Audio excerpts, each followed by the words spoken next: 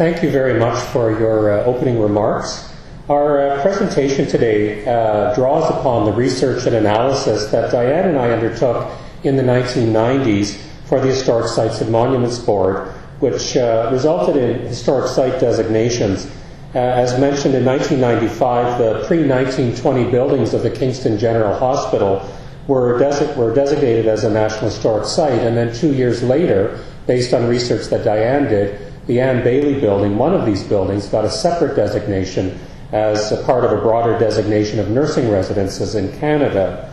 We'd like to share with you our thoughts on the Kingston General Hospital buildings, as well as on the other historic nursing residences.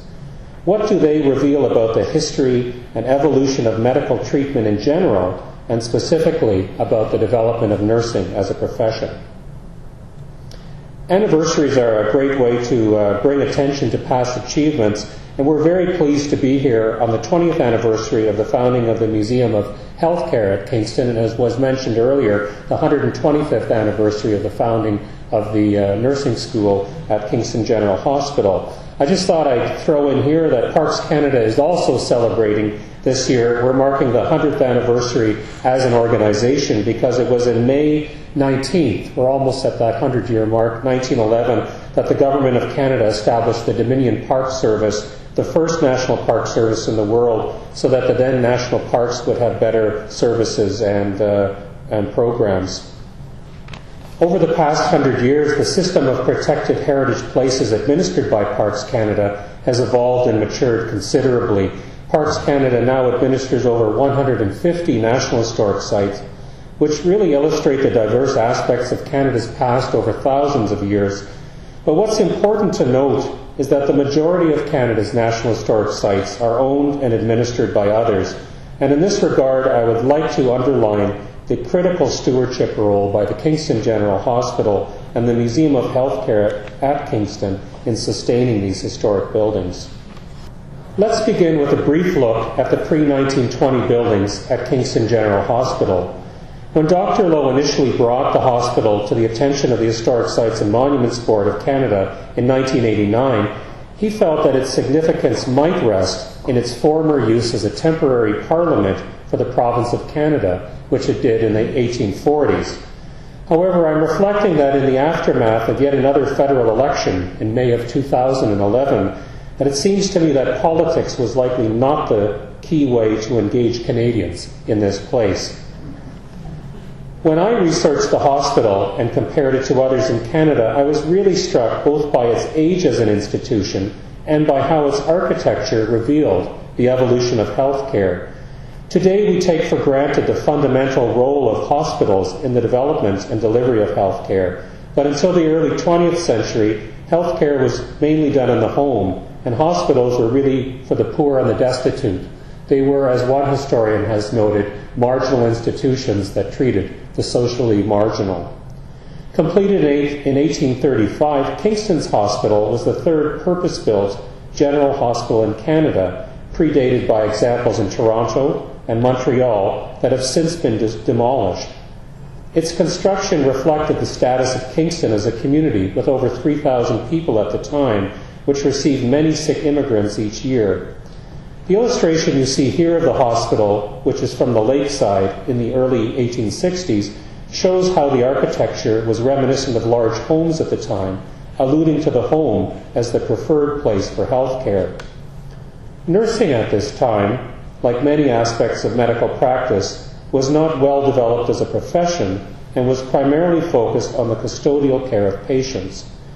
Following the opening of a medical school at Queen's College in the 1850s, there was a modest operating room set up on one of the upper floors of the hospital. But the name of the facility, the amputating theatre, was indicative of the limited surgical procedures attempted, and the emphasis, I think, was as much on studying the sick as curing them. Well, if we take the same perspective, the same view from the lake, and we jump ahead 40 years, you can see how much has changed as the hospital has been transformed from really a charitable place for the poor to a facility of scientific medicine increasingly focused on surgery. The understanding of the germ theory of disease and the perfection of antiseptic procedures requiring a meticulously clean surgical environment, encouraged doctors to move beyond amputation and to attempt new procedures, especially in the abdominal cavity. At the Kingston General Hospital, these medical breakthroughs led to a veritable construction boom in the 1890s, which included the nickel wing to isolate patients with infectious diseases, and the Doran building, which was a self-contained hospital for maternity care and gynecological diseases. The transformation of the hospital is perhaps most vividly illustrated here by the Fenwick Operating Theatre, the circular building in the center, which was largely financed by Dr. Kenneth Fenwick, the leading surgeon at the hospital. This was a teaching amphitheatre for students to witness new procedures, and these facilities became extremely popular at hospitals at the time. I've included a recent exterior view of the operating theatre to show how it's still recognizable today, even though it's much changed. And like the other early buildings of the hospital, it tells the story of how this institution was transformed. This is the only pre-1920 operating amphitheatre in Canada known to have survived. And I really encourage you, as I did Dr. Lowe 20 years ago, to really walk around the hospital and to trace these buildings, the outline of which have become incorporated into the evolving hospital complex in the 20th century. If we look at a historical view of the interior of the operating theatre around 1900, you can see the evolution to the well-illuminated, highly functional, and sterile environment that we're familiar with today.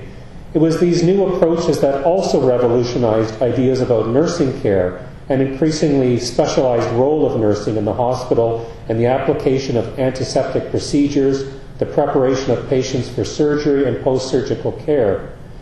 In this period before antibiotic drugs, their attention to ward and patient cleanliness was especially critical to the emergence of the hospital as a center of scientific medicine.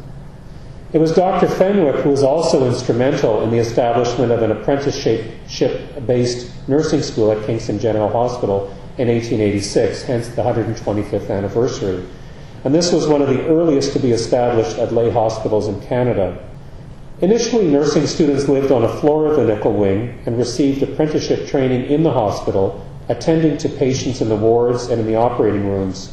But it was really the construction of a separate nurses' home in 1903-1904 that really signaled the emergence of nursing as a profession. Situated at the rear of the hospital and later called the Anne Baillie Building, it became integral to the evolving hospital complex, giving nurses at the training school a place of their own that supported their daily lives and also their careers. This bird's eye view illustration depicts the hospital as it would have appeared about 1920, showing the interesting complex of buildings that are remarkable for documenting the transformation of healthcare in Canada.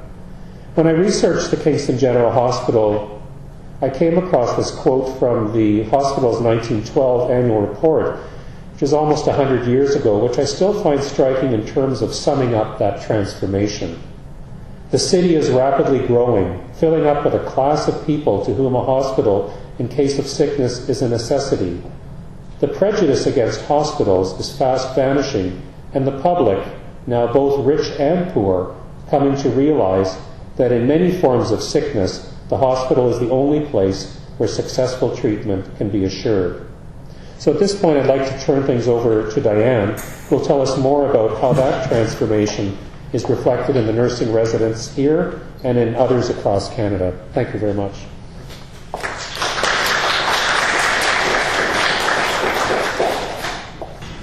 I'm going to take a little bit of poetic license with the story behind this photo. It's actually of a 1921 graduating class from the Royal Jubilee Hospital in Victoria. But I want you to imagine these women on their way to the polling station to go to vote. Because we do know that their matron, Jessie Mackenzie, hired a similar touring limousine to do just that. Further, she instructed her students to vote Liberal. Later, they said that for a lark, they all voted Conservative, although they wouldn't dare tell her. Stories like this one bring to light to life the role that nurses' residences played in helping both the rank and file and their leaders in nursing to form a new profession. The car, the driver, the trip, the experience of voting for the very first time in history all capture the excitement that these young women must have felt in pioneering a new role for women. Behind the scenes is their nursing leader, who went to the trouble and expense of hiring a car and driver to ensure that her young charges took advantage of their opportunity to vote. Now, the Liberals the Liberals had brought in women's suffrage in 1917 in British Columbia, and in 1918, the Graduate Nurses Act, which explains Mackenzie's allegiance to the Liberals. Now, while the students respected their leader enough to go and vote, they were independent enough to make their own decision.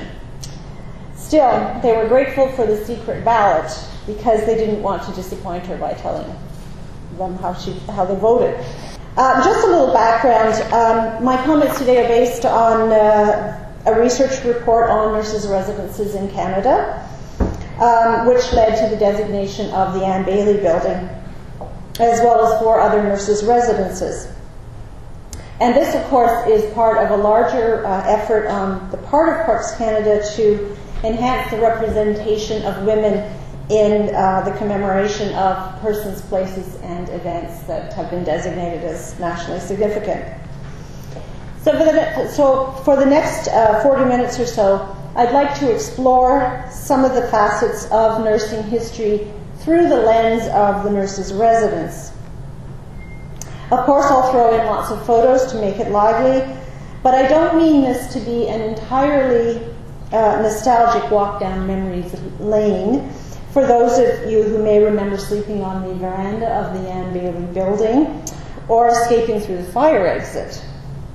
Rather, I'm hoping that we can look critically at what some of these nursing moments meant to the development of the profession, and perhaps also look at a few others that we might not be as fond of remembering. Here are the National Historic Sites. The Anne Baillie building, of course, was erected in 1903-4 and is the nurses' residence of the Kingston General Hospital. Pavillon Mailloux, on the bottom left, was built in 1932 as the nurses' residence for Notre-Dame Hospital in Montreal. Pavillon Hersey, the top right, was built for Royal Victoria Hospital in Montreal, first in 1907, but an addition was added in 1932.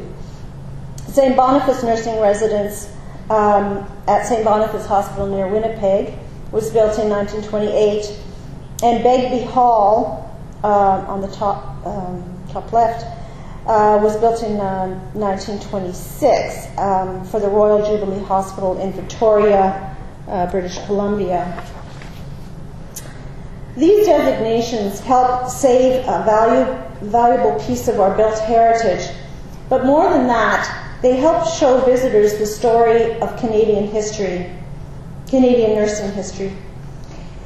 Now, history is always about context, so nurses' history and nurses' stories also shed light on the history of medicine, the hospital development, and on women's history. This is particularly evident at the Anne Baillie, where a new permanent exhibit on nursing adds an interpretive component. Like all historic sites, these buildings give us a real physical connection to the past. By looking, feeling, touching, being enclosed by the space, we can vividly imagine what life was like for a young homesick nursing student trying to understand anatomy, or a superintendent trying to develop a nursing curriculum.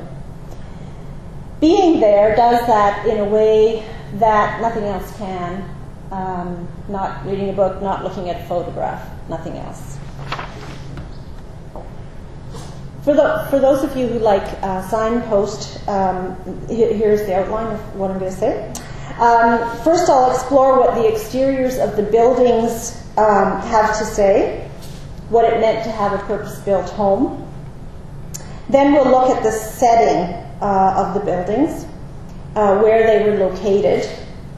And that leads nicely into a discussion on the two traditions of nursing in Canada, the Protestant Nightingale tradition and the much older Catholic tradition.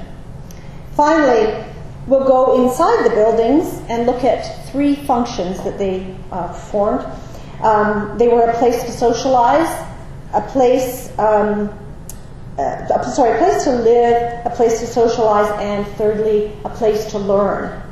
And then, of course, I'll sum things up. All of the nurses' residences that were designated were what is called purpose-built, which simply means that it was built for a particular purpose, in this case, to provide a residence or a living space for nursing students. McGill architectural historian Anne-Marie Adams was the first to do an academic study on a nurse's residence. This one was built in 1907 at the Royal Victoria Hospital in Montreal, now called the Pavillon Hersey. Adams called her article Rooms of Their Own, the nurses' residences at Montreal's Royal Vic. She borrowed this phrase from a book by British author Virginia Woolf called A Room of One's Own, which was based on a series of lectures that Woolf gave in 1928 to women at Cambridge University. At that time, she argued that in order for a woman to write fiction, and here I think we can substitute anything, any sort of intellectual or professional endeavor, she must have literal and figurative space. That is, one, she has to have a room of her own, and she needs to have a key and a lock as well, and enough money to support herself. In the 1920s, when many of these nursing residences were being built, even middle-class women with means could not be assured of an education in any field of her choosing, and most professions were closed to women. Thus, Adams' borrowing of Woolf's phrase is apt. These buildings gave women who sought careers in nursing a symbolic place in the public sphere devoted entirely to them. Adams concluded that nursing leaders and physicians and administrators deliberately built elegant residences, buildings that positively shouted permanence and status. They did this as a way of asserting nurses' status, and also to attract middle-class women, or what they would have called a better class of women, to nursing. Yet at the same time, these buildings were quietly home-like. In this case, Edward and William Sutherland Maxwell, the architects who designed it, were specialists in domestic architecture. For those who might be worried about women moving into the public sphere and unsure of the newfound respectability of nursing, a home was just the setting to quiet their misgivings. The Anne Baillie building was built actually several years before the one we just saw. Although smaller, this attractive two-story limestone building can certainly be described as stately, with its massive columns and its huge veranda. The imposing stairs leading up to the grand entrance give it the feel of a decidedly upscale home. Inside there were 22 rooms and a lounge with a fireplace for receiving visitors, a spacious entrance hall, and a drawing room. Nurses must have felt special to have a room of their own in such a grand space, especially when we see that in the context of what came before these homes. That is, nurses were lucky to have even a ward to themselves in the hospital, and in some cases they were expected to sleep in any empty bed in the hospital and be on call 24 hours a day, much like a domestic servant would have been. Sometimes the setting of a building tells us as much about it as the building itself. In this case, location is everything. Nurses' homes, or the nurses' home in this case, as it was first called, was located at the back of the hospital, facing south toward the lake. Long before the area was built up with and filled up with buildings, students from the residence could walk along this pathway, walk out the front door and along the pathway down to the lake. And even sitting on the veranda would have given them a lovely view of the water. However, in practical terms, the nurses' residence was set within and very much a part of the hospital, and often affiliated with the medical faculty at a university. At the Royal Vic, the architect used the same Scottish baronial style to visually link the residence with the hospital. He also added embellishments to a passageway that connected the residence to the hospital. And in our research into nurses' residences across Canada, we also found a number of tunnels connecting the residence to the hospital. And of course, all of this served to remind nurses as if they could ever forget that their duties lay within the hospital. But not all buildings were stately or domestic or surrounded by nature. Rather, this 5-story brown brick structure is barely distinguishable from the rest of the hospital complex in which it's a part. It's not even a freestanding building. This is Notre-Dame Hospital, situated on Sherbrooke East in Montreal. The Mailloux residence was built in 1932, and it's one of the earliest French Catholic nurses' residences to be built. In fact, they built residences much later than in the rest of Canada. This, of course, reflects the differences in the two traditions of Canadian nursing. I'm sure everyone recognizes the woman on the left, the iconic mother of nursing in the British world, Florence Nightingale.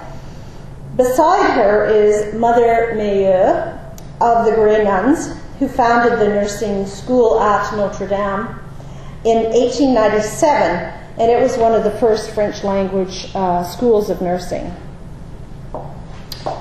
When Nightingale and her followers began to reform British nursing, it was at that time being performed by illiterate, working-class domestic laborers, for the most part.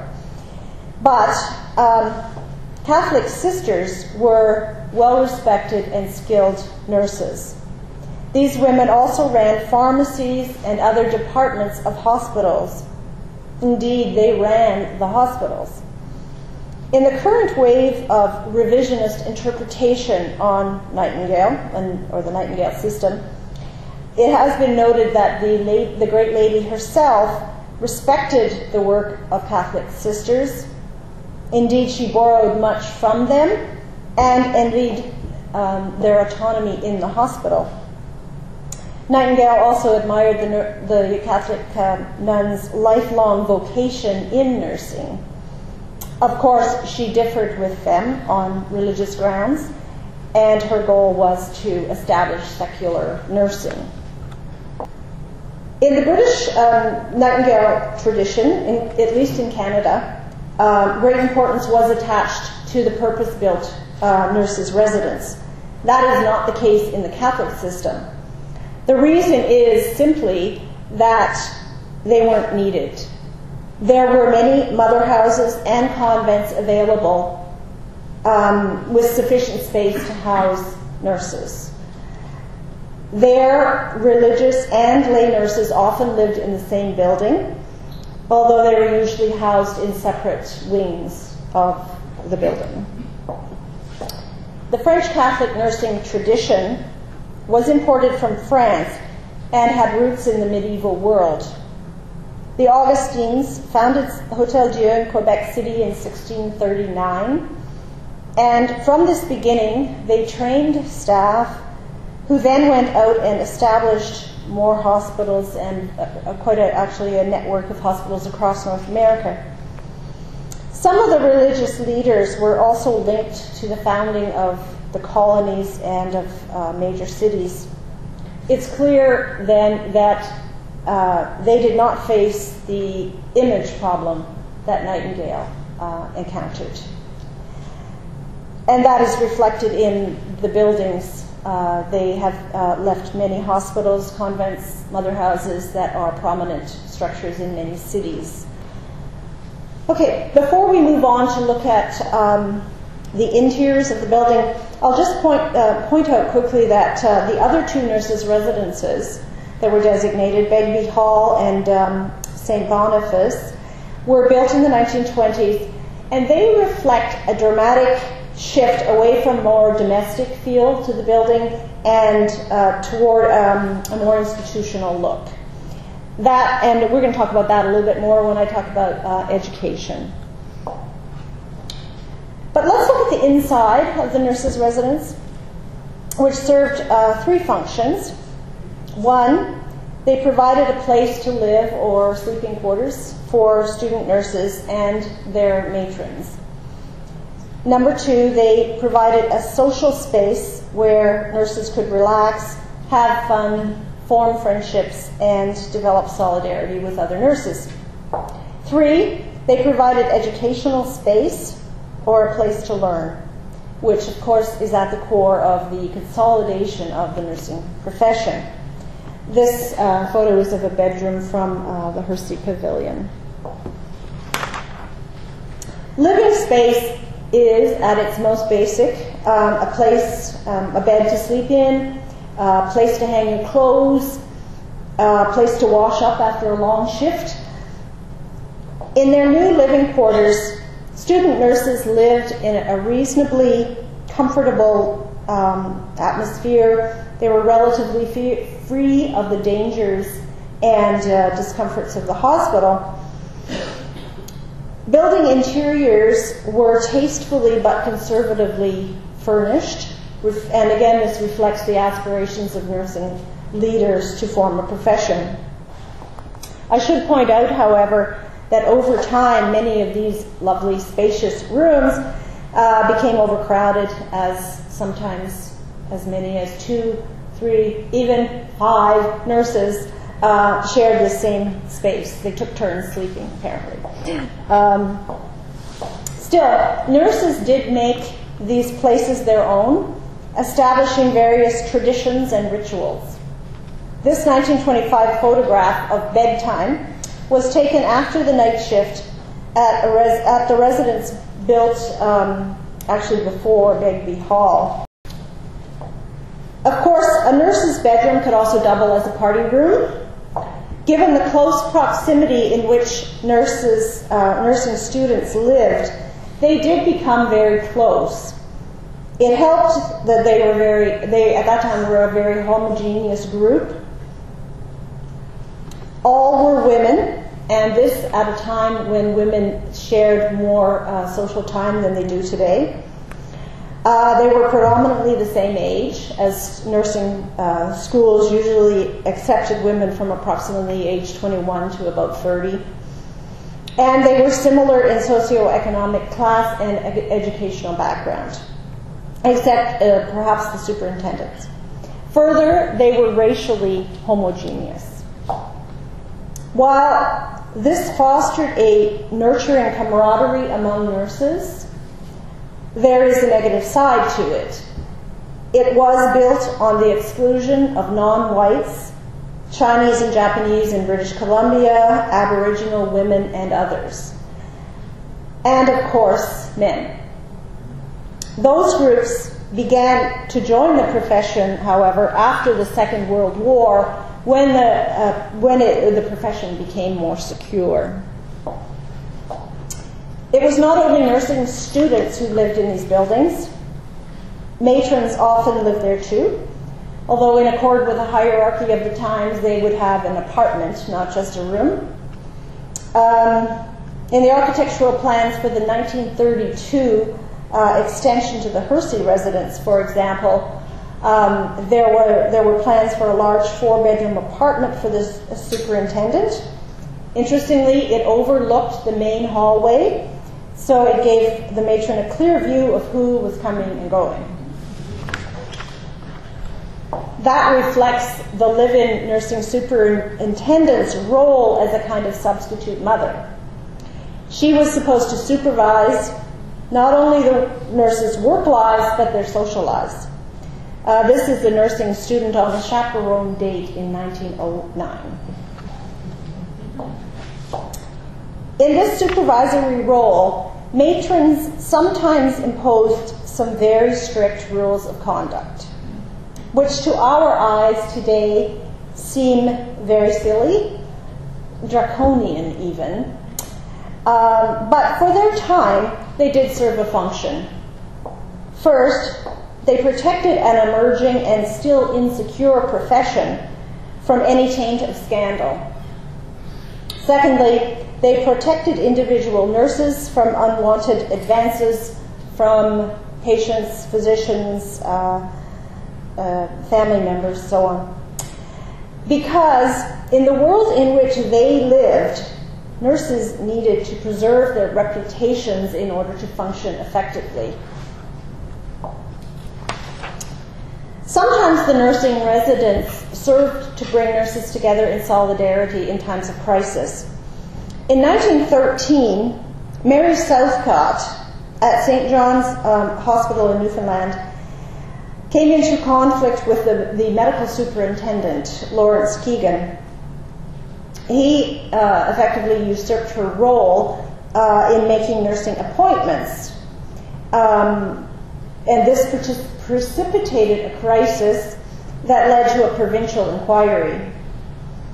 Coming to Southcott's aid, and this happened at several late-night meetings in the nurses' residence, the nurses planned a petition in her support, and some of the ward sisters offered to resign in protest. Despite much evidence in Southcott's favor and suspicions regarding Keegan, the inquiry led to the downgrading of Southcott's authority and her eventual departure. While this this incident occurred at a residence that is not one of the designated buildings, I wanted to include it because I think the story demonstrates the tenuous hold that early nursing had in the hospital. In a very public conflict between a male doctor and a female nurse, it proved easier to scapegoat the nurse. Nurses' residences were not just places to sleep. Later residences built in the 20s, like Baillie Hall, which housed 209 students, included some elaborate social and recreational spaces. The need for nurses to release tension after their long hours on the ward had gained acceptance by the 1920s. In fact, this is summed up by the noted hospital architect Edward Stevens. He said, "Any hospital of considerable size should have its nurses' residence. This should be a separate building, not too remote from the hospital, but far enough away so that the noises of an entertainment, a dancing party, or a romp would not disturb the patients."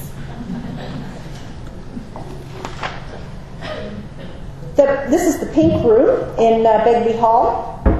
It was the focal point for many parties and ceremonies. All the residences had similar sitting rooms, usually quite elegant, with pianos and other middle-class accoutrements.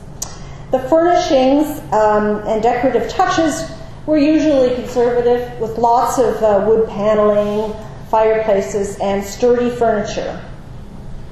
Nursing students valued such rooms. I know this because in many of the nurses' residences that I visited, which were under threat, they were the ones that nursing alumni associations were working hard to preserve. For example, the salon at the Pavillon Mailloux had been preserved in its original state with only minor alterations to paint and wallpaper. Spaces meant to add to the comfort of the nurses' residences included at the top the large inviting sunroom from the expanded Anne Baillie building, not the nurses' home, but the larger one built in 1927. At the bottom left is the Peacock Alley in the Hersey building in Montreal. With a secure social space at their disposal, young nursing students were free to establish their own traditions, to celebrate milestones in their training.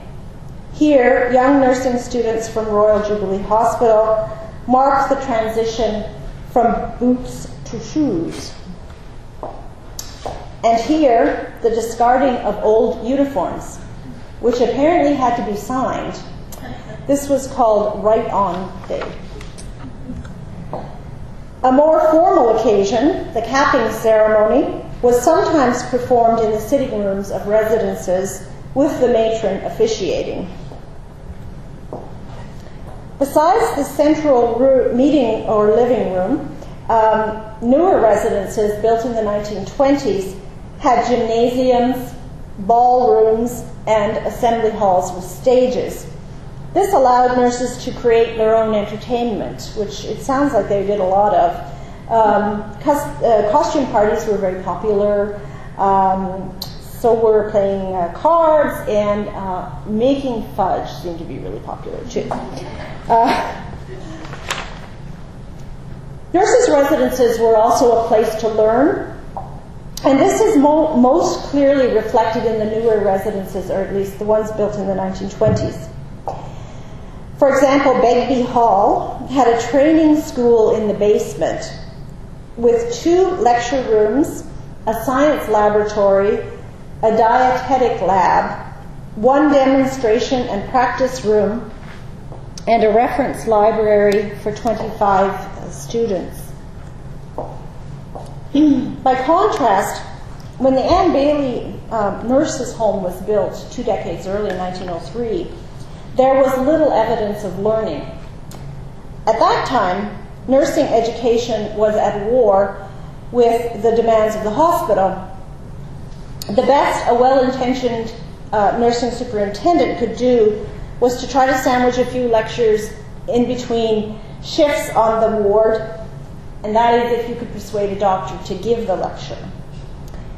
This reflects the apprenticeship-style training in which student nurses worked long hours in the hospital, learned on the job, and provided hospitals with its basic nursing workforce. This was clearly exploitative, at least by today's standards, and many nurse historians and contemporaries justifiably condemned it. However, one could argue, as Katherine McPherson has done, that by the standards of the late 19th century, and the early 20th century for that matter, it was simply an exchange of work for accreditation. When nurses finished their training, they could call themselves graduate and then registered nurses. Nonetheless, apprenticeship training was becoming increasingly anachronistic by the 1920s. Much of the credit for that change can go to early nursing superintendents, such as Jessie Mackenzie from the voting incident, who gained class time for nurses and built a curriculum from scratch back in even as early as the 1910s. A little later, Anne Baillie, nursing superintendent at KGH, I'm sure you all recognize her, she helped to maintain a very high educational standard at the Kingston General Hospital. Queen's University actually became the 5th university to establish a degree program in nursing in 1942. That was the last year of Baillie's tenure, and I'm sure that she had a great deal to do with that, making that happen. Clearly, more time was being devoted to formal nursing by the 20s. This is evident in the addition of classrooms.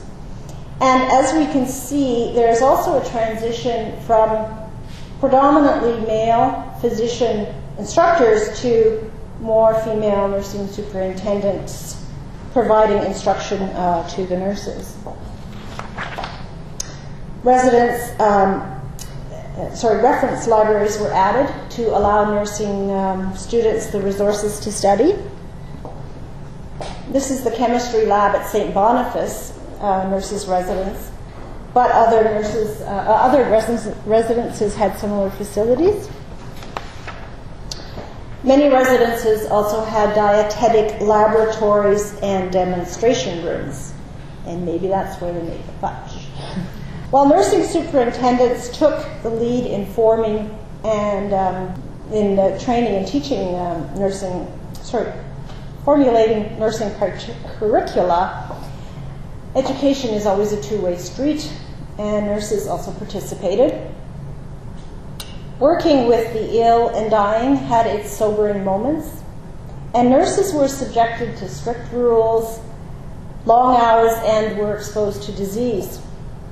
Often they enlivened their long days by riding laundry hampers through the tunnels. I'm sure that wasn't allowed. Or putting the skeleton to more comic than educational uses. Tricks and pranks helped make the work lighter and fostered the camaraderie that helped them to learn and support each other. Education was a cornerstone in the strategy to gain professional stature for nurses, and this was built from the ground up through the nursing alumni associations and fostered in the protective women-only space of the nurses' residence. Nursing leaders like Mabel Hersey, superintendent at the Royal Vic in Montreal from 1908 to 1938, were instrumental. She developed a teaching department and helped launch a graduate program for nurses at McGill University in 1920. Agnes Snively, superintendent at the Toronto General Hospital, founded the Canadian National Association for Trained Nurses in 1908, and she turned her nursing alumni newsletter at TGH into the profession's first national journal, The Canadian Nurse. And Ethel Johns was its editor for many years and was another leader in the professionalization drive. Of course, I think it's only appropriate to mention that not everyone believes that nursing achieved professional status. Some historians have argued that nursing is better described as a quasi or subordinate profession, even part of the pink collar ghetto. They cite struggles for equality within the university and the hospital, the weak self-regulating powers, and the fact that nursing is still seen as subordinate to medicine.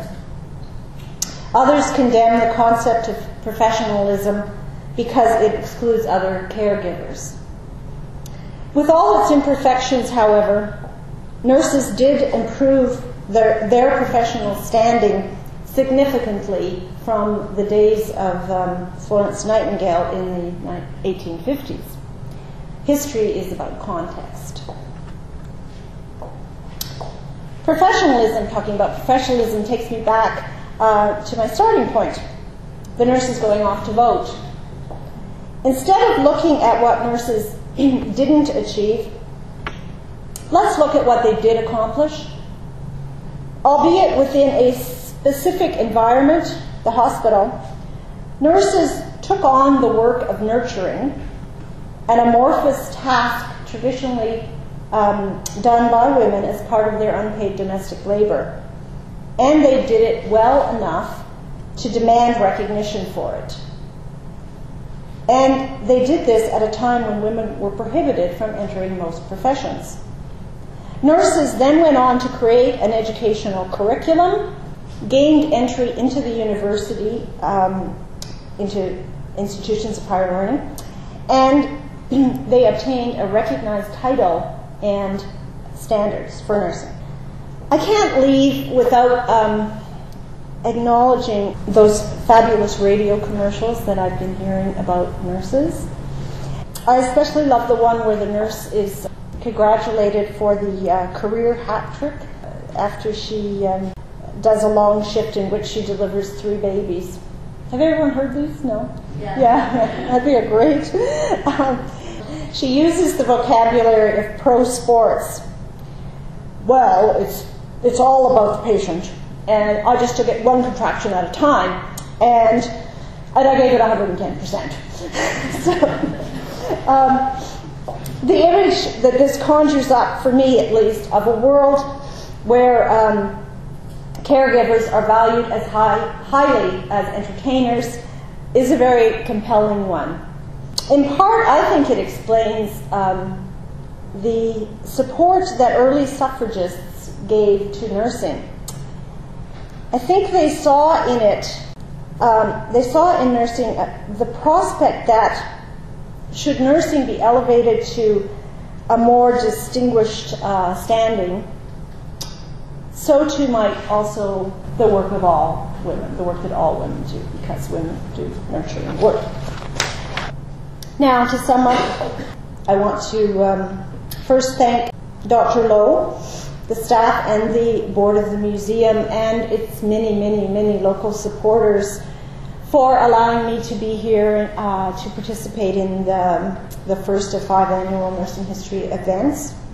It really is an honor. The designation of an Baillie National Historic Site remains a highlight in my career at Parks, and it just keeps getting better. Every time I come here, there's more things to celebrate. It's wonderful. And I want to extend my congratulations to all involved on the 20th anniversary of the Museum of Healthcare at Kingston. Historic sites are an expensive and a time-consuming hobby, and it's only in the hands of very dedicated people devoted to preserving, protecting, and interpreting them that they succeed. Clearly, everything is in good hands in Kingston.